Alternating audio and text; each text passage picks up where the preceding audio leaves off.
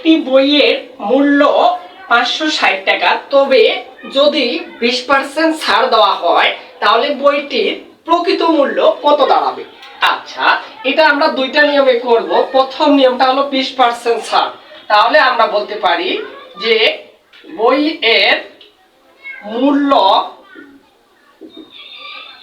100 টাকা হলে আচ্ছা, তাহলে এই ক্ষেত্রে এটা আমরা ধরে নিলাম আপাতত, ঠিক আছে।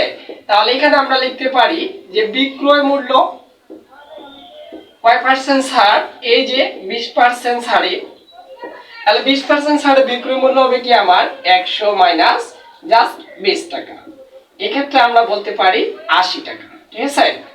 আচ্ছা, তাহলে আমরা লিখতে পারি যে বইয়ের মূল্য 100 টাকা হলে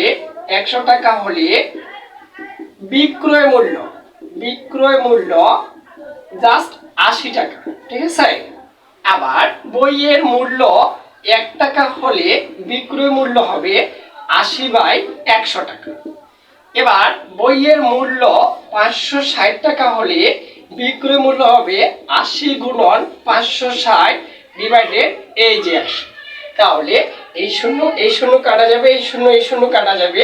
8 এর সাথে 6 গুণ করলে 6 আসছে 48, 8 এর সাথে 5 গুণ করলে 5 আসছে 40, আর হাতে 4, তাহলে এখানে হবে আমাদের 44। তাহলে আমরা পাচ্ছি বইটির অরিজিনাল বিক্রয় মূল্য হলো কয় টাকা? 448 টাকা। এটা হলো বিস্তারিত নিয়ম। এবার আমি আপনাদের শর্টকাট নিয়মে অঙ্কটি করে দিব। এই যে 560 টাকা, এটা হলো 100% এর মান। তাহলে বইটি যখন 100% বিক্রি করা যাইতো তখন আমরা বলতাম কোনো ছাড় দিব না, তখন এটার মূল্য দাঁড়াবে 560 টাকা। আমি বইটি যদি 1% বিক্রি করতে চাই তাহলে এখানে হবে আমাদের 560 ডিভাইডেড এই যে 100। আমার 20% ছাড় দেওয়া হয়েছে বইটিতে, তাহলে বইটি আমি বিক্রি করছি কত মূল্যে?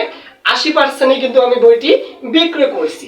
তাহলে এখানে আমরা লিখব যে 80%-এ বইটির মূল্য দাঁড়াবে 560 গুণন 80 ডিভাইডেড এই যে 100।